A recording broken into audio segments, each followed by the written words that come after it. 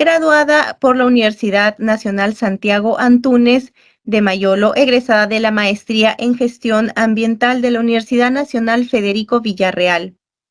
Actualmente es coordinadora de sitios impactados de la Subdirección de Sitios Impactados de Dirección de Evaluación Ambiental del Organismo de Evaluación y Fiscalización Ambiental OEFA, con experiencia laboral en el sector público como consultora para la Superintendencia Nacional de Servicios de Saneamiento SUNAS, en temas de supervisión a sistemas de tratamiento de agua potable, coordinadora del área de planificación de recursos hídricos de la Dirección de Conservación y Planeamiento de Recursos Hídricos de la Autoridad Nacional del Agua, ANA, así como mismo con experiencia en supervisión ambiental, las labores realizadas para organismo supervisor de la inversión en energía y minas OCENERMIN y organismos de evaluación y fiscalización ambiental OEFA, en supervisión minería como supervisora y subdirectora de supervisión directa de la Dirección de Supervisión.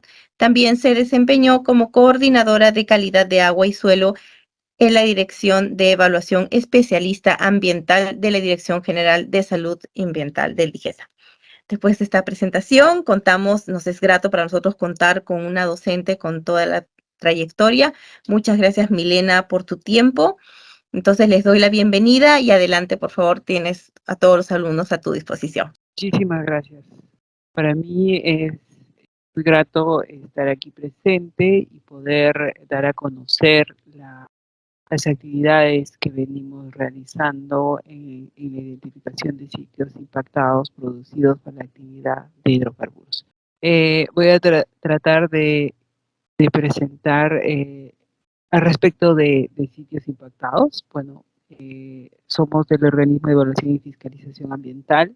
Pertenecemos a la Dirección de Evaluación Ambiental y estamos en la subdirección de sitios impactados. Y existe dos actividades principales. La que voy a exponer ahorita es sobre sitios impactados y ahí el segundo tema es por mi compañero al respecto de pasivos ambientales, netamente.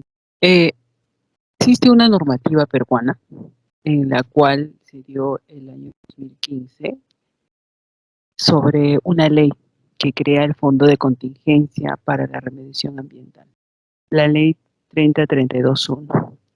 Esta ley crea un fondo, como su propio nombre lo dice, para la contingencia y financiamiento para las acciones de remediación en el ámbito de sitios impactados en consecuencia de la actividad de hidrocarburos. Esta ley es particular, es únicamente para acciones que hayan impactado en la actividad de hidrocarburos. La particularidad va a seguir también siendo definida a nivel de una área específica. Esta ley implica evaluar el riesgo a la salud y al ambiente, ¿no? Para que pueda el Estado priorizar la remediación. Posteriormente a la ley, en 2016, se aprueba el reglamento de la ley. En este reglamento da algunas funciones, algunas instituciones, en este caso a la OEFA, encarga la etapa de identificación, que más adelante. La particularidad, como les mencionaba, de la ley 30321, es aplicable únicamente a nivel de 4 cuencas. Como vemos, acá tenemos la parte norte del país, donde se encuentra el departamento de Loreto, la región. Existe 4 cuencas principales: la cuenca del río Tigres, la cuenca del río Corrientes, Sasa y la gran cuenca del río Marañón. ¿Por qué únicamente se da en estas 4 cuencas? Acá se encuentran ubicados el lote 192 y el lote 8. Por eso es la gran importancia de esta área geográfica. Acá está la petrolera de la selva del norte, ¿no? Que tiene muchos años. Entonces, por eso la ley enmarca únicamente a nivel de estas 4 cuencas. En función a eso, posteriormente en el reglamento se nos encarga algunas actividades actividades de identificación al OEFA y luego una actividad de supervisión de los instrumentos, que más adelante lo vamos a ir viendo cómo es las actividades que sigue en la gestión de esta ley del fondo de contingencia. El OEFA, para que pueda hacer una identificación del año 2017, aprueba una directiva de identificación de sitios impactados para la actividad de hidrocarburos y la metodología para la estimación del nivel de riesgo a la salud. Este instrumento nos va a permitir ver las etapas de cómo se va a elaborar la identificación encargada y nos da a conocer una metodología para, para determinar los niveles de riesgo. ¿Por qué la importancia de este documento? Es porque necesitamos de una manera u otra evaluar los sitios que encontramos a nivel de estas cuencas y todas ser medidas de una misma manera para evitar que sea subjetivo. Entonces, por eso es la importancia de esta directiva. ¿Qué es un sitio impactado? Un sitio impactado, como la misma definición de la ley, es un área geográfica que puede comprender, como dice el mismo concepto, pozos, que puede comprender vertimientos, que puede comprender instalaciones abandonadas, que puede estar generado por algunos derrames que se generan en los ductos por las operaciones o algunos aspectos que se generan en las tuberías. Esto van a ir afectando al suelo y al subsuelo, van a afectar a cuerpos de agua por la misma migración o porque está muy cerca o cae directamente a los cuerpos de agua. Y con ello existe la variación de las características físicas y químicas y principalmente las biológicas, ¿no? Todo esto genera una afectación o una alteración a un sistema, a un ecosistema, ¿no? De manera negativa. Entonces, por eso, ¿qué es un sitio? Es una área que ha sido afectado por la actividad petrolera y recepcionada en un medio que puede ser agua, puede ser suelo y con ello puede ser drenado a un suelo. Eso es lo principalmente. Y adicionalmente existe algunos residuos, ¿no? Algunos residuos que se pueden encontrar. El tema de la gestión de los sitios impactados en la ley se describe de esta manera. Primero está la etapa de identificación, que es lo que nosotros realizamos, identificación de sitio impactado. Producto de esta identificación de sitio impactado se genera un documento, un informe, que luego va a ser derivado a Proponampe, que es el secretario técnico de la Junta de Administración del Fondo de Contingencia. Proponampe hace en su junta, en sus reuniones, sus representantes hacen la priorización de los sitios. Nosotros año a año remitimos informes a Proponampe. Ellos en la lista de informes van a priorizar los sitios. Ellos actualmente cuentan con una metodología, la cual apoyamos multisectorialmente para que ellos puedan tener una metodología técnica de cuál primero deben ir remediando.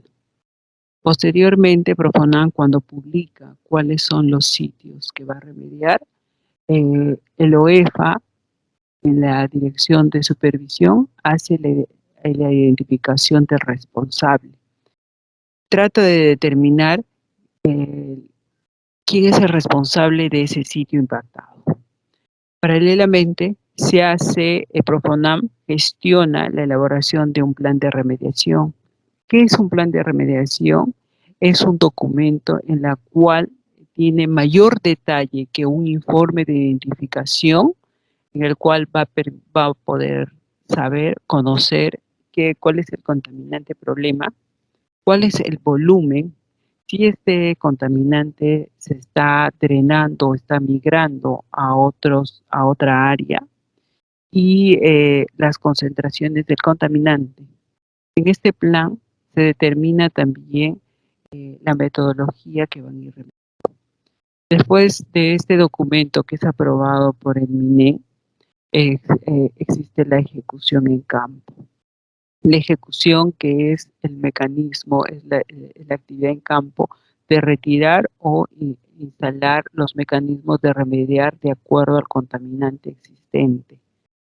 Esta actividad de remediación posteriormente pasa nuevamente a la verificación si se está cumpliendo o no se está cumpliendo este plan de remediación aprobado por el MINEN. ¿Pero quién se encarga? La Dirección de Supervisión. Esto es todo el flujo de la gestión de sitios impactados por la actividad petrolera en el ámbito de las 4 cuencas.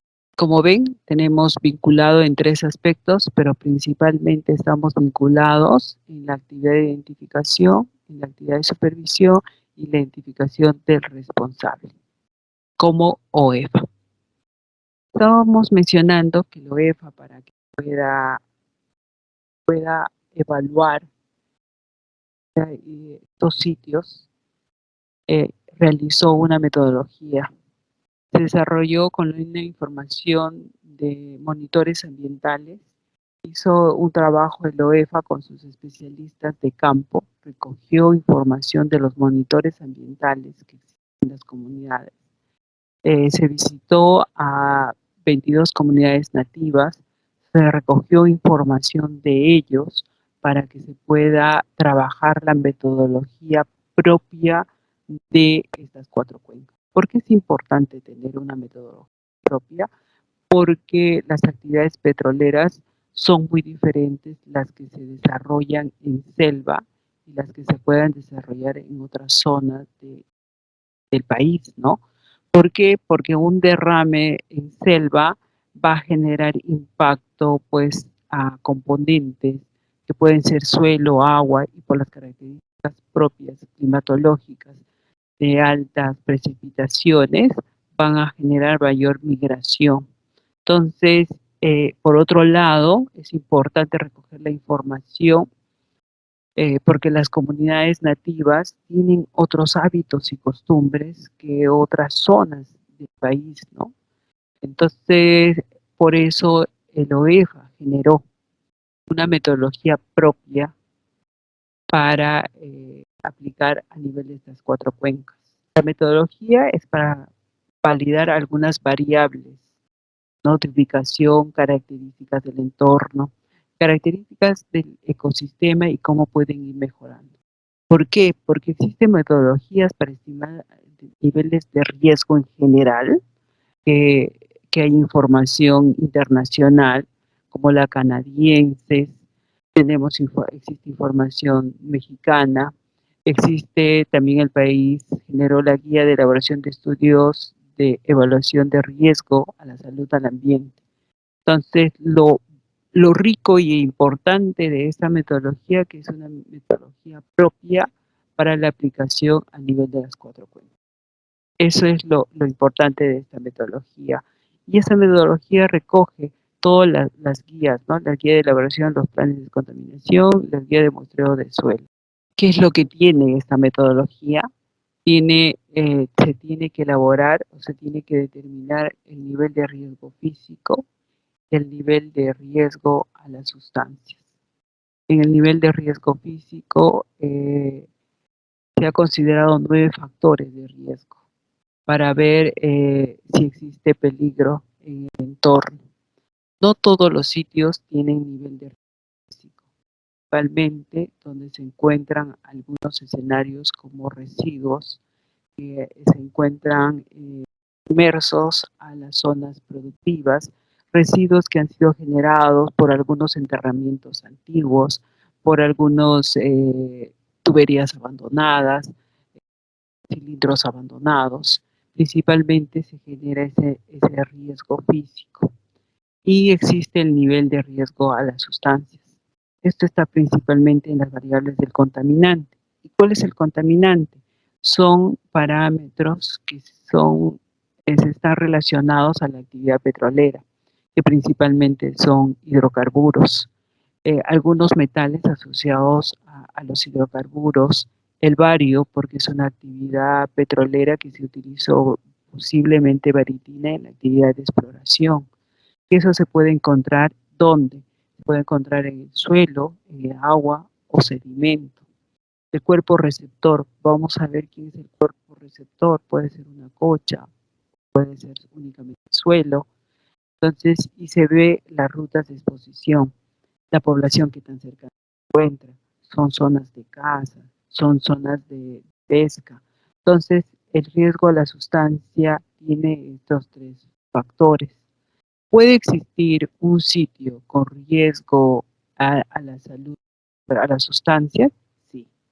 Únicamente, sí, y no hay riesgo físico, como también puede haber un sitio únicamente con un riesgo físico y también puede haber sitios con los dos niveles de riesgo. Cada uno es particular, se tiene 11 factores para el riesgo a la salud y se considera 20 factores para el riesgo al ambiente. La puntuación de estos riesgos va de 0 a 33, de 33 a 66 y de 66 a 100. Se clasifican en riesgos bajos, riesgos medios y riesgos altos. ¿Cuándo se inicia la evaluación de un nivel de riesgo a la sustancia?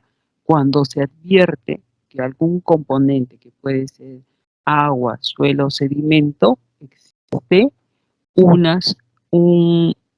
una sustancia que supera algún estándar.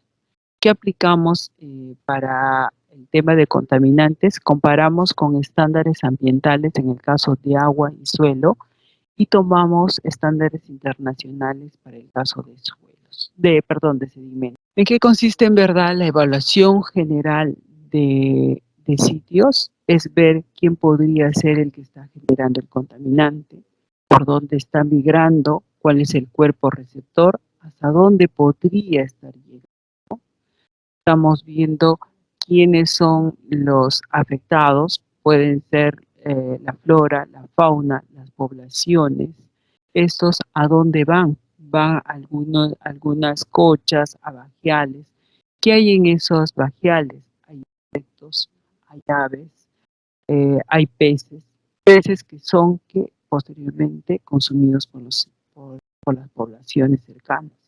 Esto siempre va a seguir una migración de escorrentías por su ubicación. Estos derrames pueden generar escorrentías y van a llegar a las poblaciones o llegan a puntos de toma de agua de las poblaciones. Es un modelo conceptual que aplicamos en el momento de identificar. Es importante determinar los receptores humanos, las personas que consumen los peces, los mismos mamíferos, los mismos peces, el receptor ecológico, que puede ser una cocha, que puede ser un aguajal. Entonces, nosotros hacemos un modelo conceptual de cómo podría haber migrado el contaminante, pero primero tenemos que advertir el contaminante para poder buscar de dónde o cómo probablemente pudo migrar. ¿Cómo hacemos? Buscando información, buscando el recorrido del contaminante. Y eso se hace en campo. Por otro lado, para iniciar la identificación de sitios impactados, hacemos 3 actividades. La primera actividad, que es la de planificación. Esta actividad de planificación no es netamente gabinete. La actividad de planificación es ver cuáles han sido las zonas o puntos o referencias que las comunidades nativas nos han mencionado que hay probablemente un contaminante. Y el equipo se traslada a esas zonas para poder identificar. Vemos evidencias de probablemente existe el contaminante principal, que es el hidrocarburo, porque es el indicador principal, y se genera una ficha de reconocimiento que ya se genera en campo. Posteriormente se hace un plan de evaluación para poder salir a ejecutar. En la ejecución propia se hace la toma de muestra. ¿Con quién? Con las comunidades. En la etapa de identificación también hacemos con las comunidades, porque son ellos que nos llevan a campo donde podría estar el contaminante. hacemos la toma de muestra con las comunidades.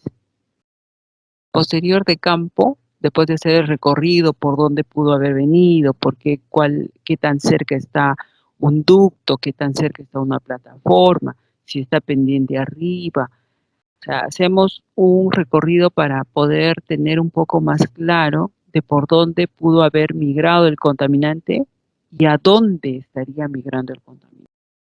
Posteriormente, en oficina, hacemos reportes de campo y reportes de resultados.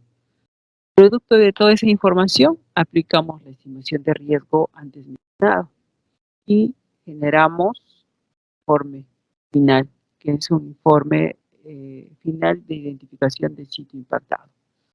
En la directiva menciona eso, el proceso de identificación. Tenemos la etapa de planificación, que es campo-gabinete, la etapa de ejecución, que es netamente campo, que siempre estamos acompañados por las comunidades, y la etapa de resultados, que es el informe final, que este informe final, de acuerdo a la ley, nosotros tenemos que remitir al secretario técnico, que en este caso es Profonam. ¿Qué hacemos? Un poquito más detallado las actividades mencionadas. ¿Qué hacemos en campo? Estimamos el área, de dónde a dónde pudo haber estar el contaminante. Evaluamos los componentes, agua, suelo, sedimentos. ¿Qué hacemos? Toma de muestras. Como ven, acá hay muestras de peces y van a identificar si probablemente existiría afectación en los cuerpos, en los tejidos, presencia de manchas y también un tema organoléptico, porque una de las variables importantes es que hay peces que puede ser que en apariencia en los tejidos no existe la presencia de hidrocarburo, pero los pobladores nos informan que los peces que sacamos de algunas cochas contaminadas, al momento de preparar sus alimentos, al momento de poner al carbón o a freír, sale el olor a hidrocarburo. Entonces, ¿por qué? Porque en ciencia cierta no va a pasar directamente al tejido, pero sí se queda en la parte de la piel de los peces y genera manchas. Luego recolectamos información suficiente para estimar los niveles de riesgos, hacemos fotografías aéreas, el cual nos va a permitir ver un mejor panorama de la zona de estudio y con eso poder ver probablemente por dónde estaría migrando. Los componentes evaluados: agua, sedimento, suelo y recursos hidrobiológicos. Acá podemos ver cómo es la etapa de toma de muestra de suelos. Siempre como un principio de calidad, referenciamos todas nuestras muestras. Siempre nos acompañan las comunidades. Son de una u otra manera nuestros veedores en campo.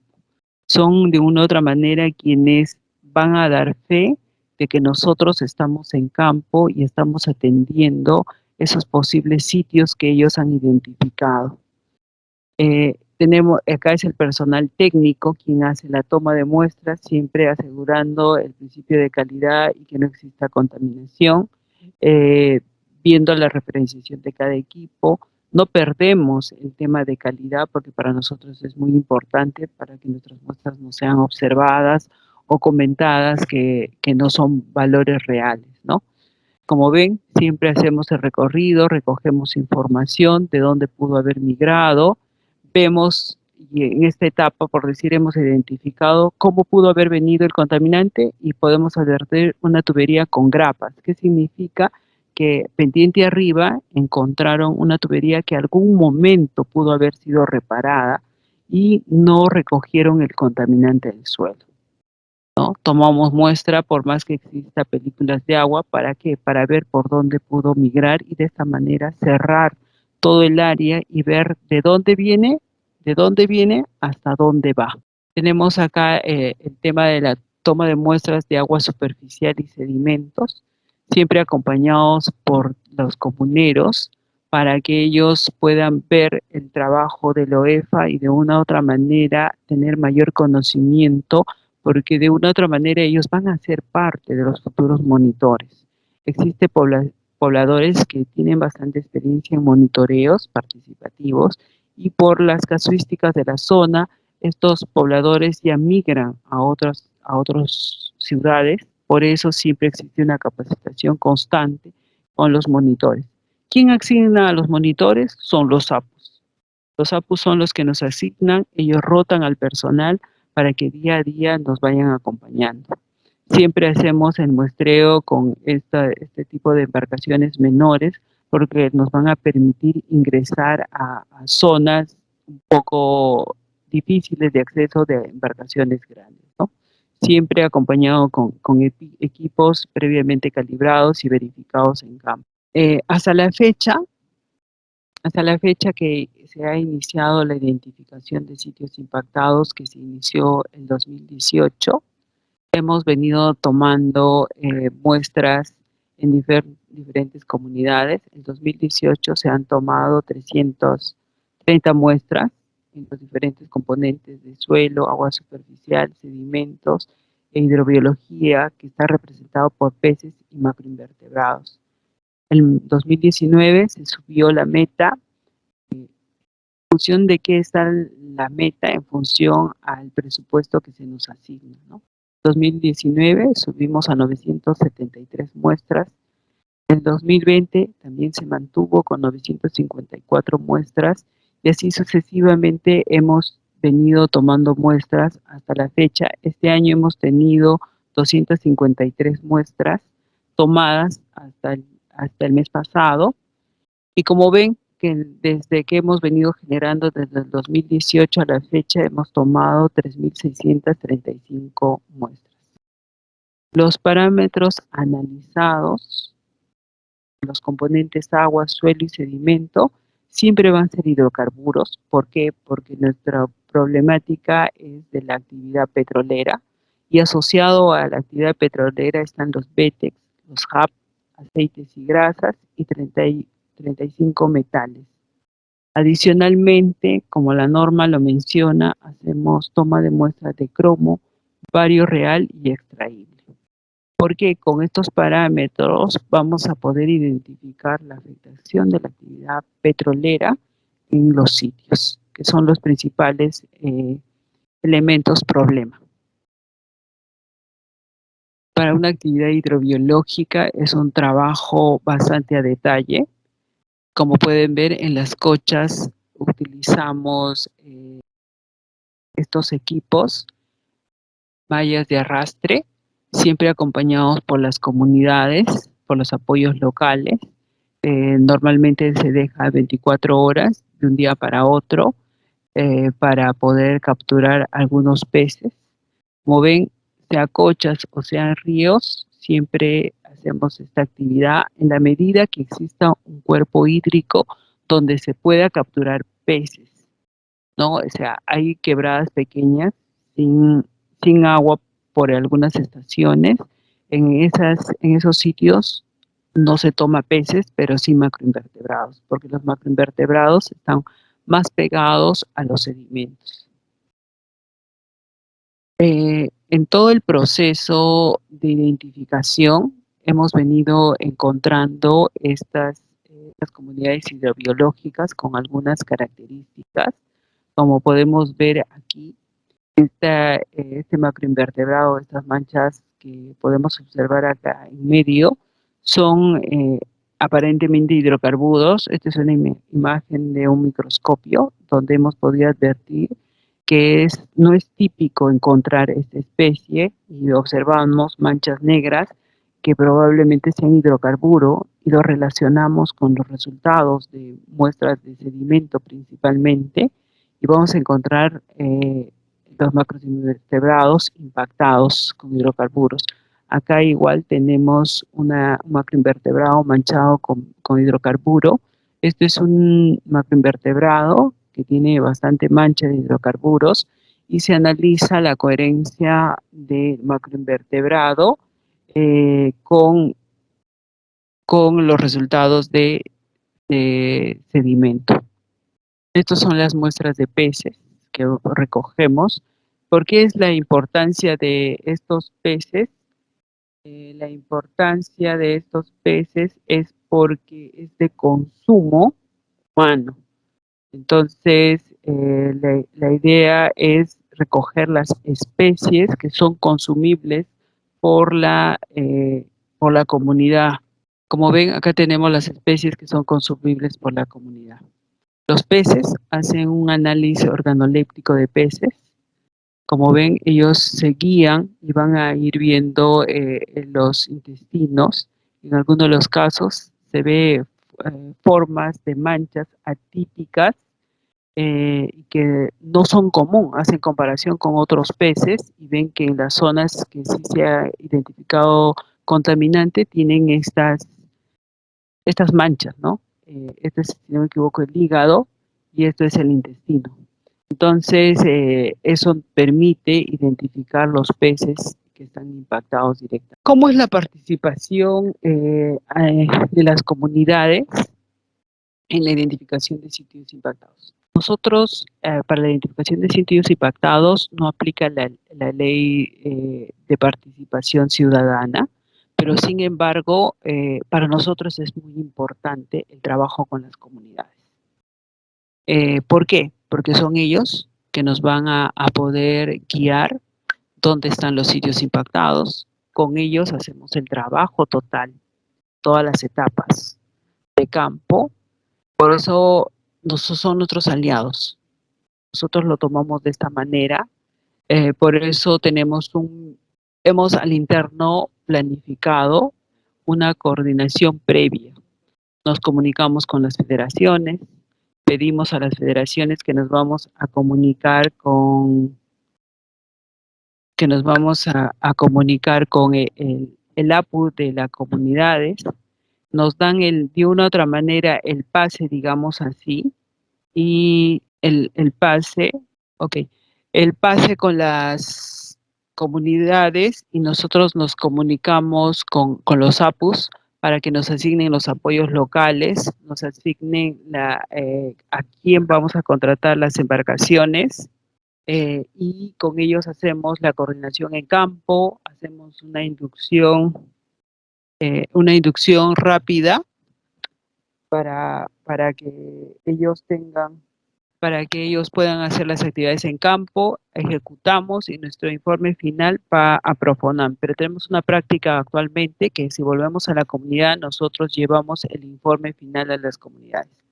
Como pueden observar, son los trabajos de campo, siempre en conjunto con las comunidades. Actualmente no existe operador de estos lotes, por eso siempre nos estamos únicamente coordinando en campo con las comunidades en todas las etapas. Creo ya se me cumplió la hora. Voy a ser bastante breve en estos. Producto de toda esta identificación, a nivel de las 4 cuencas, ya tenemos 172 evaluaciones. De estas 172, los informes han marcado que 150 son sitios impactados, han superado, y esto se ha derivado al Profonam. El Profonam, como un sistema de gestión, ya priorizó 111 y 114, y todos estos han sido trabajados a nivel de las 4 cuencas.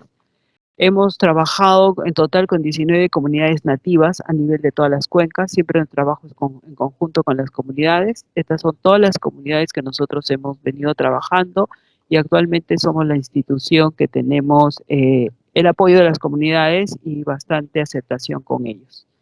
Disculpen que me haya pasado en el tiempo, no sé si va a haber preguntas o al final. Muchas gracias, Milena. Sí, aprovechemos ¿qué les parece a los alumnos si al final hacemos las preguntas para poder paso al siguiente expositor? Ok, muchas gracias, Milena. Muy entretenido, muy didáctica tu clase. Ahora es un placer para mí poder dar pase a nuestro siguiente profesor, que es el señor Carlos Guillén Pantigoso. Él es ingeniero químico de la Universidad Nacional de San Antonio Abad de Cusco, con estudios de maestría en gerencia, auditoría y gestión ambiental en la Universidad Nacional de San Agustín de Arequipa, y diplomados en gestión en hidrocarburos y análisis de riesgos y planes de contingencia para la actividad de hidrocarburos, con 16 años de experiencia laboral en temas ambientales vinculados con el subsector hidrocarburos. Cuenta con 10 años laborando en OEFA como coordinador para la identificación de pasivos ambientales del subsector hidrocarburos. Buenas noches, Carlos, bienvenido. Como ya Gracias. lo había mencionado mi compañera en su anterior presentación, el UEFA tiene dos acciones por encargo de normativa, ¿no? Una es la identificación de sitios impactados y la otra es la identificación de pasivos ambientales del subsector hidrocarburo. Esos son los temas que voy a tocar durante la exposición.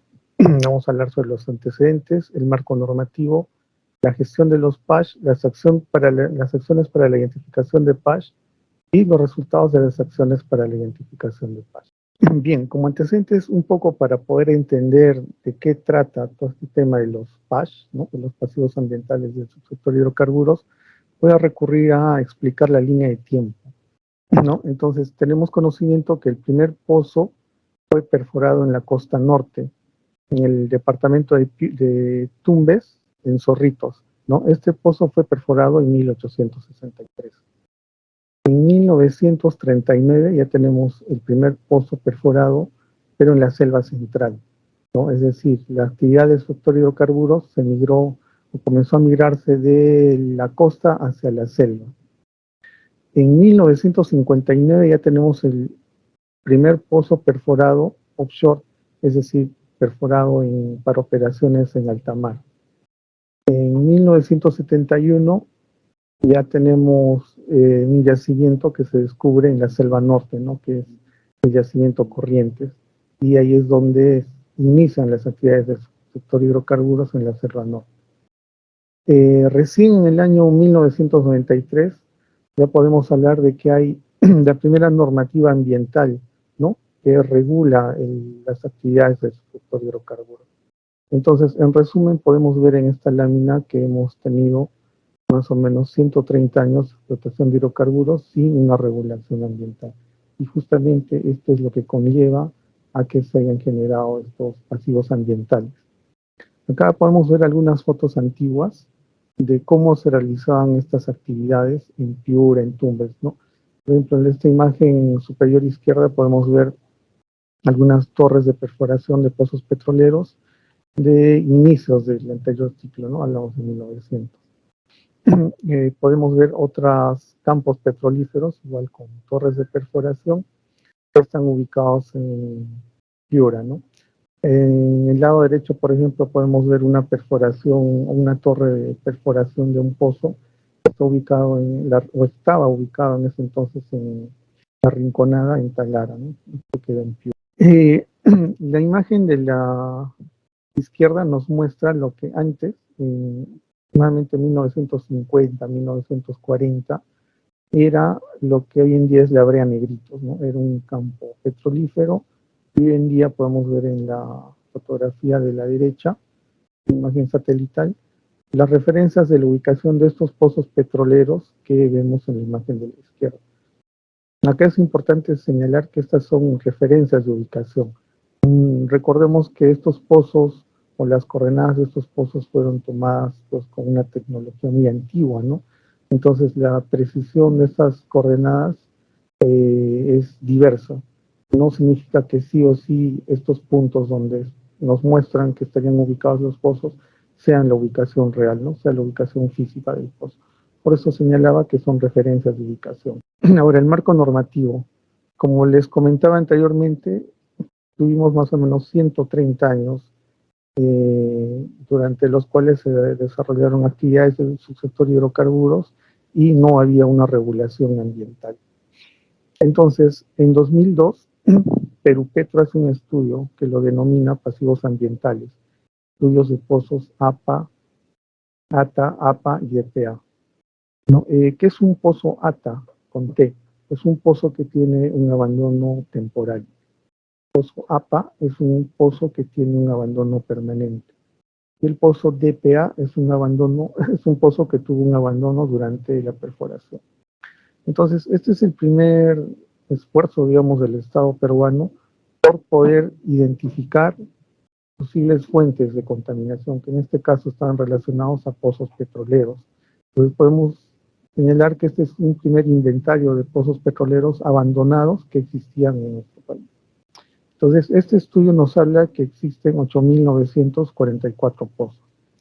A su vez, también este estudio señalaba que estos pozos, estos 8.944, 204 debían de ser priorizados su abandono, ¿no? Porque estos tenían condiciones, por ejemplo, como tenían un afloramiento de hidrocarburos, tenían emisiones gaseosas, entonces se debía de priorizar su abandono. Es así que en 2006, a través de la ley 28880, se señala que Petroperú deba de hacer el abandono de 204 pozos, ¿no? De estos 204 pozos que se señalaba en el estudio del 2002. Y adicionalmente se debía de incluir los pozos de Pirín y Aguayani, ¿no?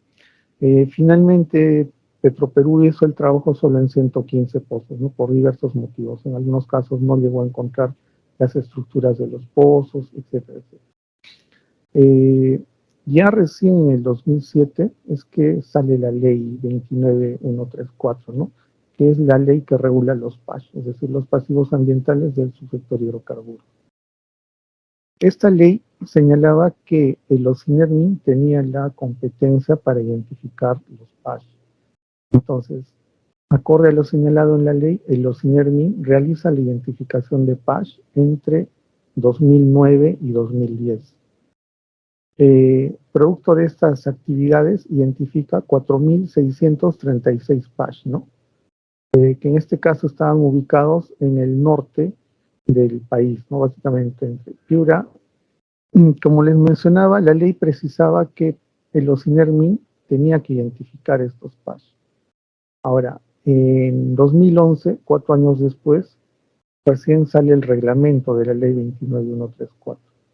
Y esta ley señala que para hacer la identificación de los PAS, no solo había que identificarlos, sino también había que hacer una calificación de nivel de riesgo, ¿no? Lo cual no estaba señalado en la ley. Por eso es que acá precisamos que el OCINERMIN identifica estos PAS, pero no tenía una calificación de nivel de riesgo porque en ese entonces la ley no pedía. Sin embargo, esta precisión sí la hacía el reglamento, es decir, tenían que identificar los PAS y debían de contar con una calificación de nivel de riesgo.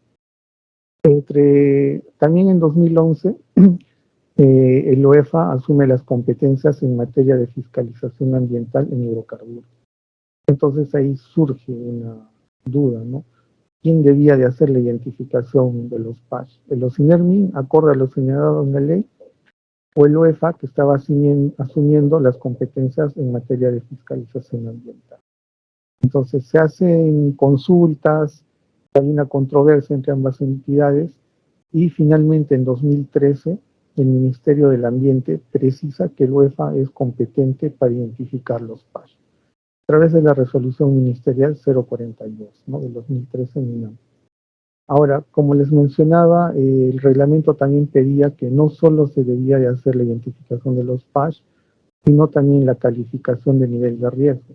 Entonces, para poder hacer estas actividades de identificación de PAS, a través de la resolución del Consejo Directivo 022-2013 OEFA-PD,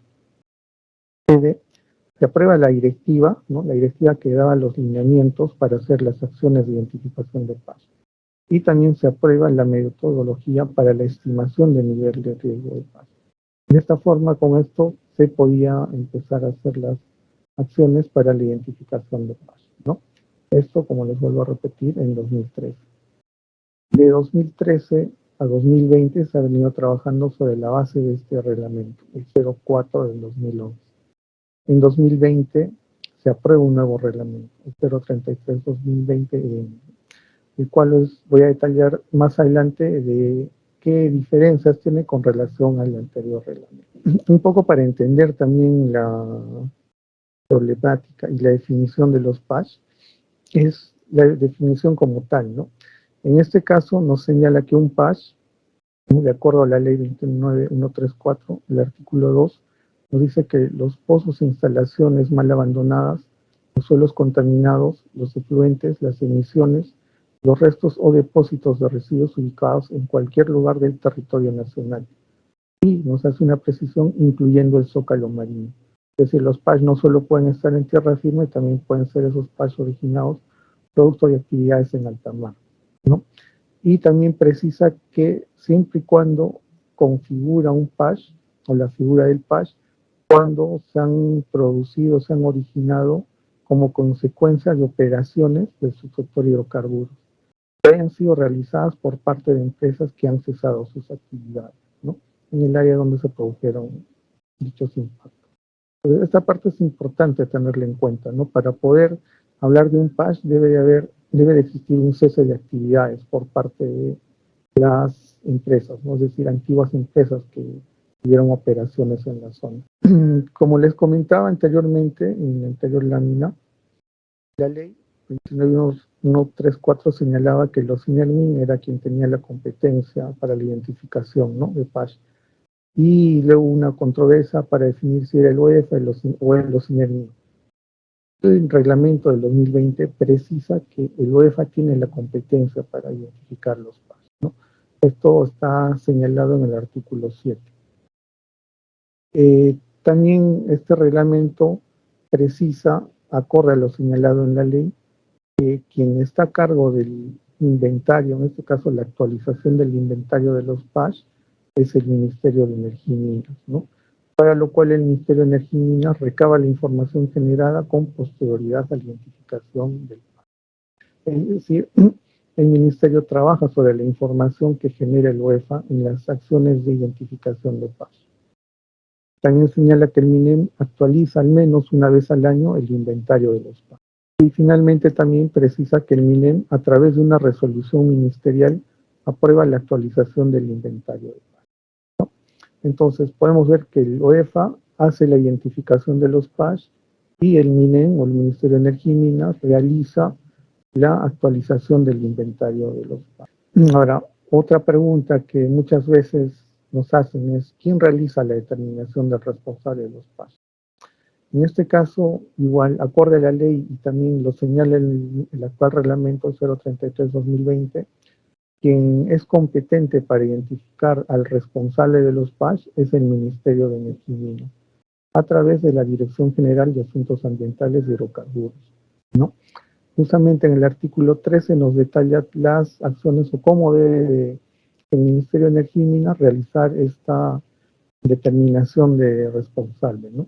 También nos señala que una vez, acá en el numeral 13.2, que una vez se determine un responsable, el MINEM debe ordenar a este responsable determinado la elaboración y la presentación de los planes de obra.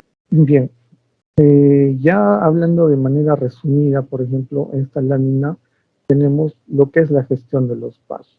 Entonces, la primera etapa de la gestión de los PASH, que es la identificación, como les mencioné anteriormente, está a cargo del OEFA, ¿no? Y dentro del OEFA, quien realiza esta actividad es la Dirección de Evaluación Ambiental. La segunda etapa es el registro y actualización del inventario de PASH, que está a cargo del Ministerio de Energía y Minas. La determinación del responsable del PASH está también a cargo del Ministerio de Energía y Minas. Ahora, para las siguientes etapas vemos que hay dos flujos. El primer flujo, un poco vamos a retroceder a la definición de los PASH nos habla de los pozos e instalaciones mal abandonadas. Entonces, podemos ver que los pozos y las instalaciones corresponden a estructuras, ¿no? Y después señala los suelos contaminados, pero los suelos contaminados son componentes ambientales. Este flujo se divide, por ejemplo, para el caso de los pozos petroleros mal abandonados, cuando se determina el responsable, y también acá hay una precisión que debo de hacer, que cuando se determina un responsable, este responsable determinado debe de elaborar el plan de abandono. Si no existe un responsable determinado, lo asume el Estado peruano, ¿no? Entonces, volviendo otra vez al flujo, si este responsable determinado o el Estado peruano, en los casos que asume esa responsabilidad, tiene que hacer la elaboración del plan de abandono permanente, ¿no? La aprobación de este plan de abandono permanente de pozos lo aprueba PERIPET, porque como les mencionaba, es una instalación. Ahora, la ejecución del plan de abandono lo hace igual el responsable determinado o el Estado peruano cuando lo asuma, y la verificación del cumplimiento del plan de abandono lo realiza los INERMIN, ¿no?, en el marco de su función. Ahora, ¿qué pasa cuando se trata de un componente ambiental afectado? afectado, como en este caso el suelo, ¿no?, que les mencionaba.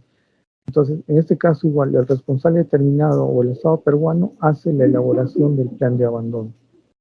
El Ministerio de Energía y Minas es quien aprueba este plan de abandono. En el otro caso, para pozos petroleros, era Perupetro, ¿no? Entonces, para el tema ambiental es el Ministerio de Energía y Minas. De igual forma que en el otro flujo, la ejecución del plan de abandono está a cargo del responsable determinado o del Estado peruano cuando éste asuma la responsabilidad. Y finalmente, la verificación del cumplimiento del plan de abandono lo realiza el OEFA. Pero en este caso, el OEFA lo realiza a través de la Dirección de Supervisión Ambiental y Energía, es decir, a través de su función supervisora.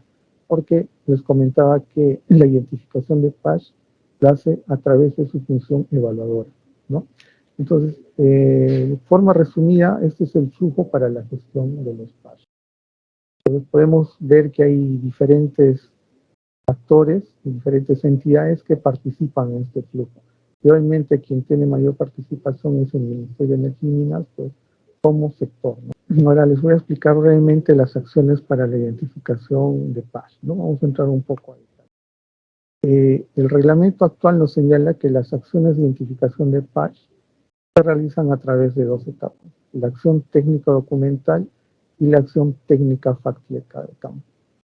Antes, el anterior reglamento nos señalaba que la identificación de PASH era netamente fáctica de campo, ¿no? Es decir, nos basábamos solo en el trabajo en campo. Hoy en día nos dice que hay una acción técnica documental y que consiste en documentalmente determinar este cese de actividades de hidrocarburos. Por ejemplo, este reglamento nos dice que el cese de actividades de hidrocarburos se determina evaluando la fecha de última producción de un pozo petrolero, acaso un pozo petrolero, o la fecha de última intervención. Si esta fecha o estas fechas están dentro del actual contrato, entonces del actual contrato vigente no se puede hablar de un cese de actividades, ¿no? Este pozo tendría que ser evaluado en el marco de la fiscalización, ¿no? Entonces, una vez que se hace este cese de actividades, este filtro, recién se puede hacer la acción técnica fáctica de campo, ¿no? Entonces, esto es algo nuevo, es algo que innova este actual reglamento. Ahora, seguramente han oído o han visto en otras presentaciones que las evaluaciones ambientales se realizan a través de tres etapas: la etapa de planificación, la etapa de ejecución y la etapa de resultados. Entonces, igual, de similar forma, para hacer la evaluación ambiental para la identificación de un PASH, nosotros en la etapa de planificación realizamos esta acción técnica documental, ¿no?, para determinar, como les mencionaba anteriormente, el cese de actividades de hidrocarburos. Esto consiste en una revisión y análisis documental, ¿no? Y también está incluida en esta etapa la validación de la ubicación física del pozo. ¿Por qué la validación de la ubicación física? Porque hoy en día, como les comentaba, estos pozos, que son de 1950, 1901, 2, las coordenadas fueron tomadas con una tecnología antigua, ¿no? Entonces, ahí hay bastante error en esas coordenadas. Puede ser de 200 metros, 100 metros, puede ser 800 metros, 50 metros, etc. No hay una tendencia para decir que hay una variación y uno puede de repente hacer una proyección, ¿no? Entonces, hay casos en los que se tiene conocimiento de la ubicación referencial del pozo, pero no se ha validado su ubicación física en campo. Y más adelante vamos a ver cómo nosotros realizamos esa validación de ubicación física en campo, ¿no? Entonces, una vez que se tiene validada ya la ubicación del pozo petrolero, se hace la acción técnica práctica de campo, ¿no? Consiste en hacer la actividad en campo, ¿no?, como su nombre lo señala, y en este caso hacer el muestreo del componente ambiental afectado, y al tratarse de un pozo petrolero, hacer una verificación de si este pozo está herméticamente cerrado o no, que es lo que la norma señala para que sea un pozo con adecuado abandono. Finalmente, en la etapa de resultados, analiza toda la información recabada en campo, toda la información también recabada en gabinete en la acción técnica documental, y se elabora el informe de identificación y se hace la estimación del nivel de riesgo, ¿no? Para la salud, la seguridad de la población y la calidad del ambiente, acorde a lo señalado en la directiva actual que estamos empleando para la estimación del nivel de riesgo. Este informe de identificación de PASH es remitido al Ministerio de Energía y Minas, ¿no? Para que se continúe con las siguientes etapas que anteriormente les he mostrado, ¿no? Como es la inclusión en el inventario, determinación del responsable y las otras etapas para que se haga el abandono. Brevemente acá les quiero mostrar a través de un flujograma cómo se hacen las acciones para la identificación de PASH, ¿no? Entonces nosotros tenemos bases de datos o una base de datos y carpetas en las cuales tenemos información documental digitalizada de los pozos en los lotes petroleros, tenemos informaciones de denuncias ambientales, registros fotográficos de nuestras actividades, ¿no? Etcétera, resultados de laboratorio de nuestras muestras. Y también tenemos otro registro técnico legal que justamente está relacionado con compilar información para hacer el análisis del cese de actividades de hidrocarburos que nos pide este actual reglamento. Entonces, toda esta información interactúa a lo largo de todo el proceso que realizamos para la acción de identificación de PASH, ¿no? Entonces, empezamos en esta parte con la selección de los posibles PASH. En todo el flujo hablamos de un posible PASH. Ya en la etapa final podemos determinar si este posible PASH es efectivamente un PASH o puede ser un no PASH, ¿no? Más adelante también les voy a explicar. Entonces, sobre la selección de posibles PASH, ¿no? Un universo de posibles PASH, nosotros hacemos el análisis del cese de actividades de hidrocarburos. Si se verifica el cese de actividades de hidrocarburos, entonces ya podemos seguir pensando que estamos en la línea de PASH. Entonces, si se verifica este cese, entonces vamos a analizar si tenemos información de la ubicación física, en este caso el pozo petrolero. Si no tenemos información de su ubicación física, tenemos que validarla en campo. Entonces hacemos una acción de validación de ubicación y asignamos un código a esta actividad, ¿no? Si el posible PASH ha sido ubicado en campo, pues seguimos a la siguiente etapa, que es la verificación en campo, ¿no? Que consiste en el muestreo, la evaluación del pozo. Finalmente, con toda esta información, se elabora el informe, ¿no? Y en este se determina si es un PASH o un no PASH. Para los casos en los que en la etapa de reconocimiento no se puede validar la ubicación física del pozo, entonces ahí concluye la actividad y se almacena en la base de datos, ¿no? Hasta que tengamos información que nos pueda ayudar a poder ubicar el pozo. Puede ser una denuncia ambiental, puede ser de repente en el marco de una actividad de supervisión, un supervisor identifique esta estructura, lo reporte también el operador, etcétera, ¿no? También podemos ver en este flujo que sin necesidad de ir a campo, para los casos en los que se verifica el cese de actividades, nosotros emitimos un informe de no PASH, ¿no? Porque les comentaba que estos pozos, pues, si no cumple la definición, no tienen las características de un PASH, pueden ser evaluados a través del macroproceso de fiscalización, ¿no? Entonces, esto de manera resumida es la forma en la que hacemos la identificación de los PASH. También acá cabe precisar que cuando hacemos ya la acción ya para la identificación del PASH, asignamos un código, ¿no? Que nosotros le llamamos el código de ficha UEFA, ¿no? Que empieza con F, perdón.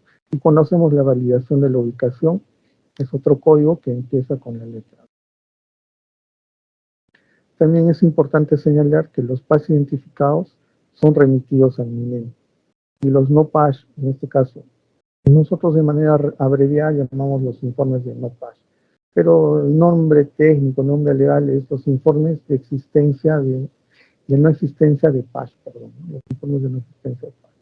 Estos son remitidos a UEFA, a la Dirección de Supervisión Ambiental en Energía y Minas, a los INERMI y Perú Petro, según sea el caso, porque les mostraba, de acuerdo a nuestro flujo, que si se trata de instalaciones o pozos, quien supervisa es el INERMI, y si se trata del tema ambiental, quien supervisa es el otro. Evaluamos a quién remitir esta información o quién sería la entidad más pertinente para continuar con estas acciones. Ya para detallarles, queda poco tiempo. Las acciones de reconocimiento de PASH, ¿no? Están orientados, en este caso, una parte de las acciones de reconocimiento en validar la ubicación. Entonces, una de las acciones es a través de recorridos exploratorios, donde se hacen pequeñas excavaciones, donde se encuentren variación en la coloración del suelo, se pueden encontrar algunas piezas, componentes de repente de los pozos petroleros, ¿no? Etcétera, etcétera, ¿no? Se hacen pequeñas excavaciones, que tiene un registro fotográfico, ese es el registro fotográfico de actividades. Finalmente, por ejemplo, acá en la imagen derecha inferior se ve la estructura del pozo ubicada, ¿no? Y después de esto se pasa a la siguiente. Otro tipo de acción también para validar la ubicación física de los pozos es a través del empleo de detectores de metal. En este caso, como el pozo petrolero está compuesto en su integridad por metal, entonces utilizamos detectores de metal. Ahora hay muchas dificultades con estos equipos en zona urbana, porque este equipo no discrimina tamaño, volumen, ¿no? Entonces podemos encontrar falsos positivos como chapas, llaves, monedas, alambres, etcétera, ¿no? Otra forma de validar la ubicación de los pozos petroleros es a través de utilizando un georradar, ¿no? Este es un equipo de geofísica que también, al igual que el detector de metales, es una tecnología no invasiva, ¿no? Nos permite no romper, digamos, veredas, no hacer excavaciones. Solo hacemos las excavaciones cuando tenemos, en el caso del georradar, alguna anomalía, y ahí comenzamos a hacer las excavaciones para comprobar que esa anomalía está relacionada a un pozo petrolero o alguna instalación vinculada a un pozo petrolero, ¿no? Por ejemplo, hemos hecho algunas excavaciones donde el equipo mostraba anomalías. Normalmente estos equipos son utilizados para tuberías que están están en posición horizontal. En este caso, los pozos petroleros están en posición vertical. Entonces, el trabajo de ubicarlos es mucho más difícil, ¿no? La posición en la que se encuentran. También hemos empleado o venimos empleando un magnetómetro, ¿no? De igual forma, el magnetómetro puede detectar objetos metálicos, pero dentro de un gran área, ¿no? Con una mejor precisión. De igual forma, es una tecnología no invasiva y donde se encuentren, nos dé señales de la existencia de un cuerpo metálico, se hacen excavaciones hasta poder determinar, comprobar si efectivamente está relacionado, en este caso, un pozo. Y ya hablando de la etapa de verificación, que es el muestreo, ya cuando hemos ubicado el pozo, o de repente también, como la figura del ejemplo, es un pozo que no está enterrado, sino está ubicado a nivel superficial, entonces hacemos el muestreo del área afectada, ¿no? Y también hacemos la evaluación del pozo. En la imagen derecha podemos ver que estamos haciendo una medición de emisiones gasosas fugitivas, justamente para determinar qué tipos de gas están escapando del interior, referencialmente también, por supuesto, del interior del pozo, ¿no? Porque esta medición que hacemos, ojo que no es ambiental, sino es una medición para determinar si el pozo está herméticamente cerrado o no. Ahora, con relación a la parte ambiental, en este caso, siguiendo el mismo ejemplo, estamos haciendo un muestreo, ¿no? Del área afectada. En este caso, el pozo estaba alejado, lejos de un cuerpo de agua, ¿no? Está ubicado en Piura, y saben que Piura es una zona desértica, y de ser el caso, este paso estaría afectando un cuerpo de agua, como el caso de la imagen del lado derecho, se hace un muestreo de agua de sedimentos, ¿no?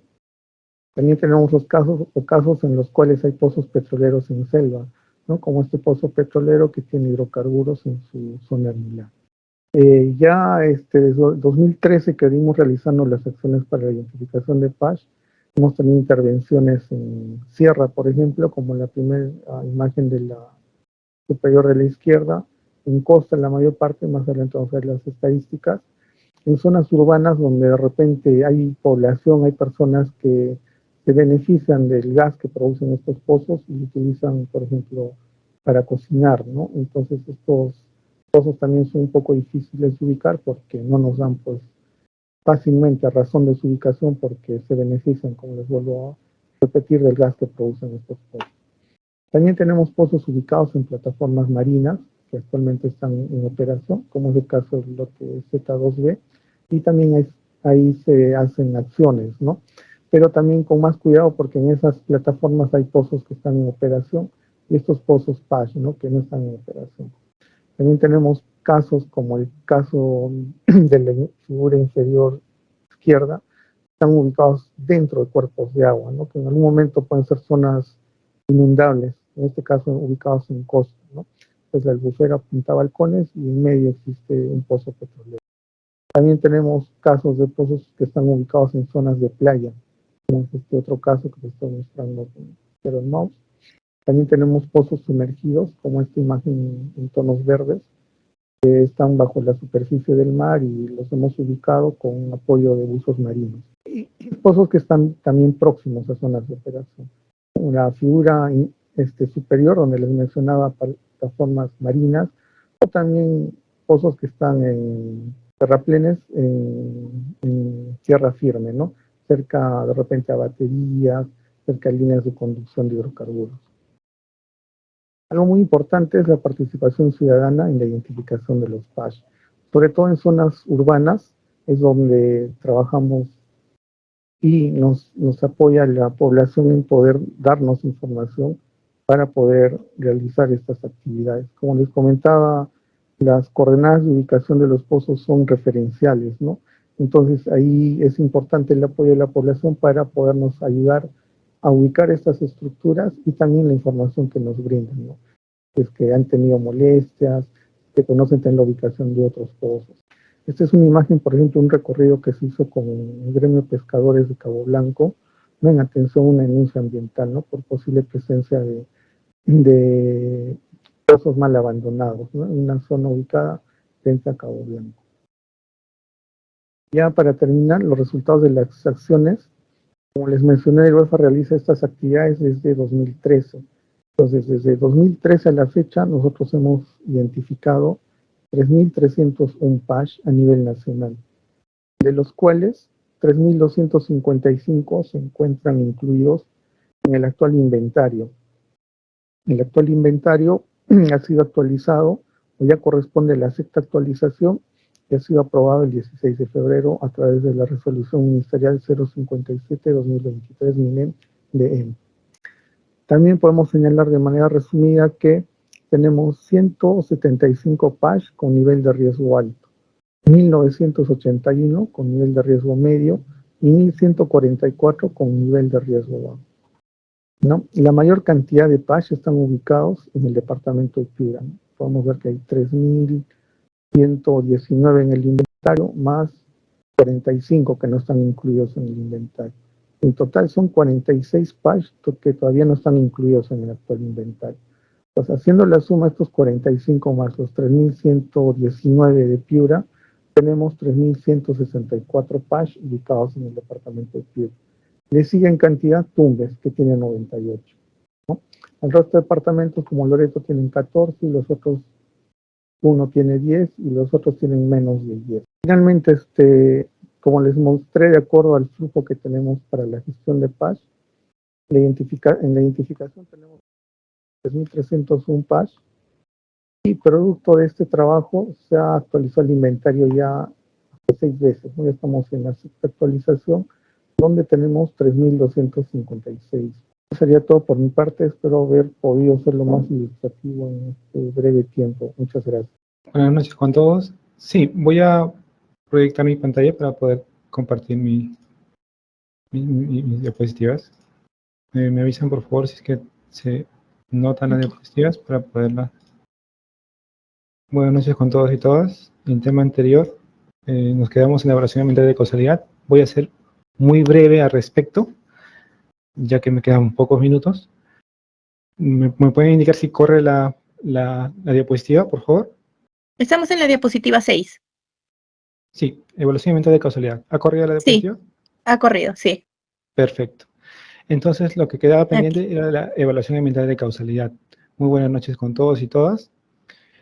¿Para qué nos sirve esta evaluación ambiental de causalidad? Justamente nos permite establecer, como su nombre lo indica, la causa, ¿no? ¿Cuál es la causa? ¿Cuál es la fuente de determinada contaminación o alteración de la calidad ambiental en una determinada área de estudio?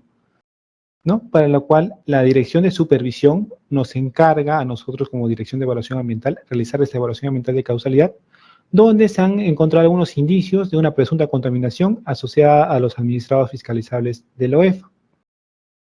Es así que nosotros realizamos la evaluación ambiental de causalidad, teniendo en cuenta las tres etapas, ¿no? La etapa de planificación, que ya les había indicado en la clase anterior, la etapa de ejecución y la etapa de resultados, ¿no? Nosotros realizamos la recopilación de toda la información previa del área de estudio y esa información va a ser consolidada y sistematizada y analizada en un plan de evaluación y de evaluación ambiental de causalidad. Con este plan es el punto de partida para el inicio de nuestra evaluación ambiental. Luego ya nosotros vamos directamente a la etapa de campo, en la cual nosotros realizamos todas las acciones técnicas, ¿no? Los muestreos, los monitoreos, los estudios especializados y las mediciones de campo, con la finalidad de tomar todas las evidencias de campo y tener todas las pruebas para poder indicar si es que cuál es la fuente y el nexo causal, ¿no? Entre las actividades fiscalizables de la OEFA y la calidad ambiental en una determinada zona. Finalmente, en esta etapa de ejecución son donde se mantiene constantemente comunicada a la población, brindándoles los reportes públicos de supervisión, ya sea que contengan los datos de campo o los datos del laboratorio como los informes de ensayo. Finalmente, producto de todo este análisis de la información obtenida en la etapa de planificación y en la etapa de ejecución, nosotros realizamos el análisis de los resultados y elaboramos un informe de evaluación ambiental de causalidad. Y este informe posteriormente es presentado y difundido a la población, ya sea en el marco de mesas de diálogo o mesas de trabajo, respectivamente. En la etapa de ejecución, nosotros, para realizar esta etapa de los muestreos que realizamos de diferentes componentes ambientales, ya sea agua, sedimento, comunidades hidrobiológicas, suelo, flora, fauna, el sobrevuelo del área de estudio con drones, para tener a detalle todo el área de estudio. Para realizar toda esa evaluación, nosotros tenemos que sujetarnos al reglamento de supervisión. Es decir, nosotros presentamos las credenciales y elaboramos y emitimos un acta de supervisión. En esta acta de supervisión, nosotros vamos a detallar todas las actividades que hemos realizado durante el periodo de la ejecución en campo de estas actividades, de todos los muestreos que hemos realizado. Adicionalmente, en esta acta, nosotros le solicitamos al administrado que nos brinde información que luego será analizada ya en el informe para verificar si efectivamente hay una relación o no de las actividades fiscalizables con la calidad ambiental de su entorno. Adicionalmente, en la EAC, el administrado puede solicitar toma de muestras dirimentes. ¿Qué es esto? Nosotros tomamos una muestra como OEFA y el administrado está en su derecho de tomar unas muestras, para su caso se llama contramuestras, de la muestra que nosotros, que parte de la misma muestra que nosotros estamos tomando. Adicionalmente, la dirimencia corresponde a una muestra adicional, es decir, una muestra que toma el OEFA, que va a ir a un laboratorio tercero, ¿no? O sea, OEFA manda una muestra tomada a un laboratorio con el que tiene contrato, el administrado manda su muestra a su laboratorio con el que tiene contrato, y esa tercera muestra de dirimencia tiene que, como está tomada con las mismas condiciones y bajo los mismos protocolos y guías de muestreo, tienen que tener resultados similares, ¿no? Y en ese marco ellos pueden solicitar esa dirimencia en las evaluaciones ambientales de causalidad. Nosotros, de identificar unos posibles incumplimientos, se informa a la autoridad de supervisión y se le brindan todos los medios probatorios que hemos recolectado en campo para que ellos puedan adoptar las medidas correspondientes, porque es importante recalcar que la evaluación ambiental de causalidad o la dirección de evaluación no dicta o no puede pronunciarse con respecto a algún tipo de incumplimientos ambientales. Esto lo hace la autoridad de supervisión. El informe de evaluación ambiental de causalidad ya en la etapa de resultados es un documento técnico que contiene los resultados de las acciones técnicas desarrolladas en una determinada área de estudio y que contiene las causas, las fuentes de la alteración ambiental, ¿no? Si esta estaba ligada o no al administrado, tenemos todas las evidencias, todas las pruebas suficientes para poder nosotros indicar con los estudios especializados si efectivamente las actividades que desarrolla un determinado administrado que alteran la calidad ambiental están relacionados y tienen un nexo, ¿no? con todas las pruebas suficientes para ello. Y el informe de evaluación ambiental de causalidad no es declarativo de responsabilidad administrativa, eso ya lo ven en otras instancias, que sí toman como insumo la información que nosotros hemos recopilado. Y los resultados de la evaluación ambiental de causalidad son comunicados a la autoridad que ha solicitado la evaluación ambiental de causalidad, que en este caso que es la autoridad de supervisión.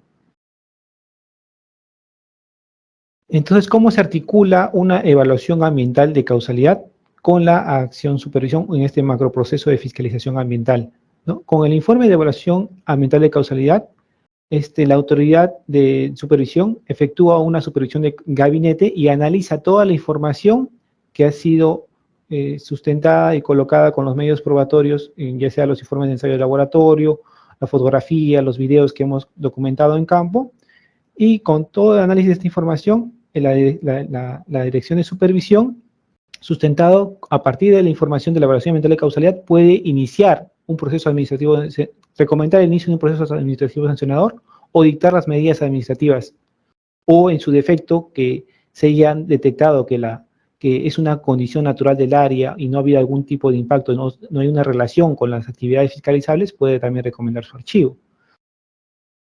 En casos de archivo, el informe es notificado al administrado. Si se recomienda un inicio de un PAS o se adoptan medidas administrativas, son derivados también a la DEFAI. Y estas medidas administrativas dictadas por la Dirección de Supervisión puede ser motivo de impugnación. Es por motivo por lo cual a veces se dilatan en sí el dictado, ¿no? de algún tipo de medidas preventivas que en este caso se puedan dictar en base al informe de la EAC, ¿no? Estas medidas administrativas pueden ser mandados de carácter particular, medidas preventivas, requerimientos de actualización de instrumentos de gestión ambiental u otros mandatos dictados en conformidad a la ley 29325. Ahora vamos a ir a unos estudios de caso, que es, digamos, la parte más interesante de las evaluaciones ambientales de causalidad. Vamos a ir directamente a la evaluación ambiental de causalidad que se realizó en el año 2020 en la unidad minera Florencia Tucari, en las cuales el resultado de esta evaluación ambiental de causalidad fue la alteración de agua superficial, sedimentos y la afectación de comunidades biológicas, hidrobiológicas, flora y fauna silvestre. Esta unidad fiscalizable se encuentra en el departamento de Moquegua, así en el límite con Puno. ¿Qué es lo que nosotros pudimos identificar en esta unidad minera, ¿no? La problemática era el video que les pasé a inicio de semana, el día lunes, era el cambio de coloración anómala en sus ríos, que la población lo percibía que eran por las actividades que desarrollaba la unidad minera Florencia Tucari. Es así que se nos encarga de realizar una evaluación ambiental de causalidad y nosotros, cuando llegamos a campo, efectivamente pudimos determinar, número uno, que de los depósitos de desmonte, que es, digamos, el mineral no económico para la unidad minera, se generaban drenajes ácidos, es decir, el producto de las precipitaciones, estos tenían interacción con los residuos mineros, y estos residuos mineros se lixiviaban, por así decirlo en términos simples, se lavaban, y posteriormente afloraban y discurrían hacia los cuerpos de agua, y alterando su calidad ambiental, y se excedían los estándares de calidad ambiental. Adicionalmente, se pudo identificar que también existía drenaje ácido de roca, es decir, habían rocas naturales, una condición natural que generaban aguas ácidas, pero con una baja concentración de metal en comparación a los residuos mineros. Y se pudo realizar esa diferenciación. Por otro lado, se vio que en el Tajo también existía el mismo proceso, ¿no? De generación o lixiviación de drenaje ácido de mina, lixiviación de los metales, liberación de los metales hacia el agua subterránea y que también afloraba y descargaba hacia los recursos hídricos aledaños, ¿no? En este caso, otras quebradas. Con este estudio ambiental de causalidad se pudo determinar el nexo entre esas actividades.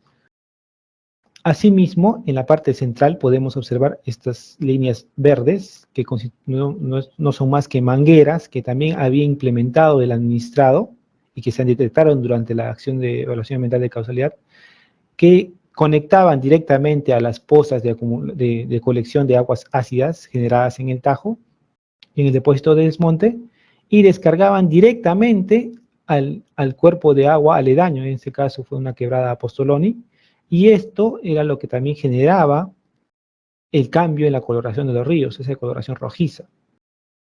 Y se tuvo también como medio causal que también los lodos, estos lodos de color naranja, que tenían elevadas concentraciones de metales, también eran descargados directamente hacia los cuerpos de agua aledaños.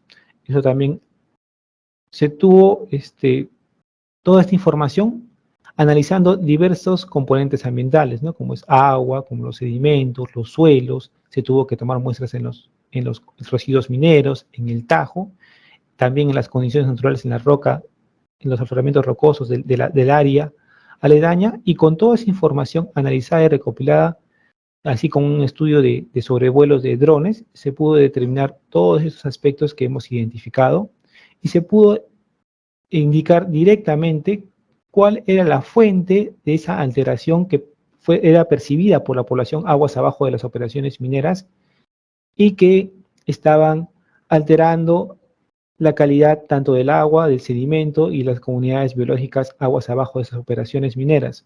Es así que nosotros dentro del macroproceso dimos la información, dimos todas las evidencias y medios probatorios necesarios para identificar justamente estos afloramientos y también indicar que efectivamente se había contaminado aproximadamente 80 kilómetros de esta cuenca de río Coralaque, específicamente. Es así que la Dirección de Supervisión, con toda nuestra información, le indica al administrado y le dicta medidas administrativas que capte los afloramientos de agua con lixiviados que habían sido identificados y los trate. Adicionalmente, le indica remediar el lecho de las quebradas y ríos a lo largo de esos 80 kilómetros que hayan sido contaminados producto de las operaciones mineras. Adicionalmente, implementar estructuras hidráulicas para captar todas las aguas que se generan en los componentes mineros, como en este caso el depósito de desmonte. Es así como la información de la evaluación ambiental de causalidad nutre y contribuye, es un insumo técnico para las direcciones de supervisión y posteriormente también es un insumo para el inicio del proceso administrativo sancionador con todas estas evidencias y información que es recolectada. Este es uno de los casos que les presento. Vamos por otro. Esta es una evaluación ambiental, bueno, ya un poco más fresca, que es del año 2022. Esto es en el departamento de Cusco, en la provincia de Espinar, y se hizo la evaluación ambiental de Antapacay, ¿no? En la cual se pudo determinar que efectivamente la población indicaba que había una alteración de la calidad del aire en su entorno, así como una alteración en otros componentes ambientales. Es así que, producto de la evaluación ambiental de causalidad en Antapacay, se evidencia la alteración de la calidad del aire, afectación al agua subterránea, la flora y la fauna aledaña. Producto de las operaciones, ¿no?, en los tajos de la unidad minera de Antapacay, se vio que se excedían los estándares de calidad ambiental en dos comunidades aledañas, específicamente en Alto Huarca y Alto Airacoyana, cuyo origen son las actividades de la unidad fiscalizable Antapacay.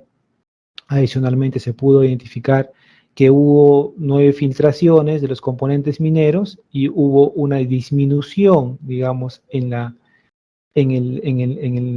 recursos hídricos y con los hundimientos, digamos, en las zonas aledañas, producto de que el Tajo estaba, digamos, por así decirlo, captando todas las aguas a su alrededor, y esto generaba una disminución, digamos, del nivel freático en las zonas aledañas o del agua subterránea en las zonas aledañas y producía hundimientos en los suelos, como podemos ver en la siguiente. Adicionalmente, se evidenció también la afectación en la flora y fauna silvestre aledaña a la operación minera.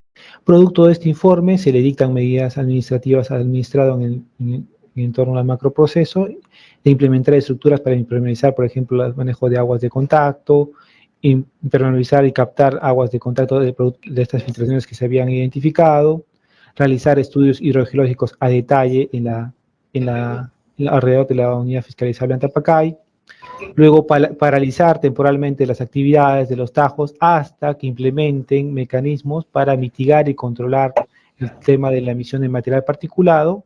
Adicionalmente, se dictan mandatos de carácter particular para realizar un modelamiento de calidad de aire y realizar otros monitoreos de calidad de aire y vibraciones en los alrededores de la unidad fiscalizable Antapacay, ¿no? Ese es digamos, el producto del informe, cómo sirve de sustento para este macroproceso y cómo somos el brazo técnico de la OEFA, nutre esta información hacia otras direcciones. Ahora vamos con una evaluación ambiental también de minería en Corihuarmi, ya para realizada en este año, en el 2023, en el primer semestre, y que pudimos identificar en esta evaluación, ¿no?, que se ubica entre el distrito de Lima y en esta unidad minera Corihuarmi. En la afectación al agua subterránea había un afloramiento proveniente del Tajo y alteración del agua superficial de la quebrada Coyocorcha por infiltración de las aguas y la alteración de los sedimentos de la laguna Coyorcocha. Podemos identificar acá que las aguas de estos canales iban directamente hacia la quebrada, que iban sin cargar y se erosionaban y descargaban a la quebrada Coyorcocha, ¿no?, que era percibido también por la población esta contaminación. Ellos también denunciaron estos hechos. Nosotros fuimos, por encargo de la Dirección de Supervisión, a realizar esta evaluación ambiental de causalidad, y producto de este informe se emitieron, ¿no?, otras medidas, como por ejemplo construir más pozas de sedimentación para lograr captar todos esos sedimentos que eran arrastrados y depositados en la laguna, implementar un sistema de colección de estas aguas de contacto, luego captar las aguas de subdrenaje de este Tajo, que está aledaño a la quebrada Coyorcocha, y se le ordena con un mandato de carácter particular que realice un estudio de dispersión, ¿no?, ya que nosotros ya habíamos identificado que existían contaminantes provenientes de las operaciones mineras, a que ellos realicen el estudio de dispersión de esos contaminantes que ya fueron identificados, pero ya en toda la laguna, ¿no?, y determinen el efecto en las comunidades hidrobiológicas. Eso es en cuanto a minería, por así decirlo, un pincelazo de los trabajos que nosotros realizamos. Ahora vamos con pesca, un poco más hasta el año 2022, cómo se realizaban las evaluaciones ambientales de causalidades, y nosotros qué es lo que determinamos en la mayoría, ¿no?, de bahías que nosotros hemos evaluado y realizando esas evaluaciones ambientales de causalidad, que realizamos las inspecciones con buzos submarinos, ¿no?, en Piura Ancash, y se identificó que, ¿no?, que algunos emisores de algunas operaciones no coincidían con la ubicación que era indicada en la resolución directoral o en el instrumento de gestión ambiental, ¿no?, que habían sido puestos en un lugar diferente al aprobado. En algunos casos, los administradores han llegado a subsanar estos errores de los emisores antes de que se inicie o dicte alguna medida, y algunos ya aún se encuentran en evaluación por la parte de la autoridad supervisora. Pero esto es lo más común que hemos encontrado en pesca, que los emisores submarinos no estén en el lugar que fue aprobado, ¿no? Porque, algunos dirán, pero ¿cómo fiscaliza que esté en el lugar correcto? Ya utilizamos ahí ya las herramientas. Tenemos drones submarinos, por ejemplo, que nos ayudan en lugares, por ejemplo, que los buzos no se puedan ingresar. Enviamos drones y podemos rastrear todos estos detalles. En industria, también nosotros hemos hecho evaluaciones ambientales de causalidad en los departamentos que pueden observar en las imágenes, y hemos encontrado que a los administrados, en algunos casos, eran responsables de las actividades de la excedencia de estándares de calidad ambiental en aire, realizando unos modelamientos de dispersión de las actividades, y algunos modelamientos del material particulado a detalle que nos permiten identificar cuál es la fuente directa, o la relación directa entre la fuente y los receptores, que se llama el modelo de receptor, el modelo para verificar esta dispersión de material particulado y relacionarlo con la fuente de emisión del material particulado. En cuanto a residuos sólidos, también nosotros realizamos evaluaciones en los rellenos sanitarios. Por ejemplo, en los rellenos principalmente se encuentran problemas de lixiviados, ¿no?, producto de la percolación de todos los materiales que se lixivian, que se disponen en estos rellenos que no tienen una impermeabilización, y se infiltran en el suelo y ponen en riesgo el agua subterránea, ¿no? En imágenes podemos ver en la derecha estudios de tomografía georética, como les había indicado. Son estudios igual que nos hacen una tomografía en el cerebro, igual nosotros hacemos una tomografía en el suelo para evaluar la presencia de aguas subterráneas y la presencia de la dispersión de los lixiviados. En industria también se hacen evaluaciones ambientales de causalidad y se identificaron los focos generadores de dípteros de las moscas, que generan un malestar, ¿no?, de las poblaciones aledañas. En este caso en Lima, en esas 3 agropecuarias, se pudo determinar mediante estos estudios sencillos y de bajo costo la afectación producto de las operaciones de estas agropecuarias. Para ya terminar, como evaluaciones ambientales de causalidad, hemos realizado, a partir de nuestros reglamentos, 114 evaluaciones ambientales de causalidad en los diferentes departamentos del Perú y en los diversos sectores en los cuales nosotros tenemos competencia directa, ¿no? En este año nosotros estamos realizando 23 evaluaciones ambientales de causalidad, distribuidas en Lambayeque, Cajamarca, Lima, Ica, Moquegua, Tacna, Cusco, Junín, Pasco y Ucayali, en los sectores de industria, minería, agricultura, pesca, residuos sólidos y energía. En detalle lo pueden observar en la pantalla de las unidades fiscalizables en las que estamos realizando estas evaluaciones ambientales. Y para finalizar, la evaluación ambiental de causalidad se realiza por encargo de la autoridad de supervisión. Las evaluaciones ambientales de causalidad se realizan para establecer la relación causa y efecto de la alteración de la calidad ambiental y las actividades sujetas a la fiscalización ambiental, ¿no? Es decir, establecer el nexo causal, establecer cuál es la fuente. La evaluación ambiental de causalidad dentro de una unidad fiscalizable se realiza en el marco de la supervisión y se sujeta al reglamento de supervisión. Bueno, espero que haya sido breve y conciso en la exposición. Eso sería todo por mi parte. Muchas gracias por su atención.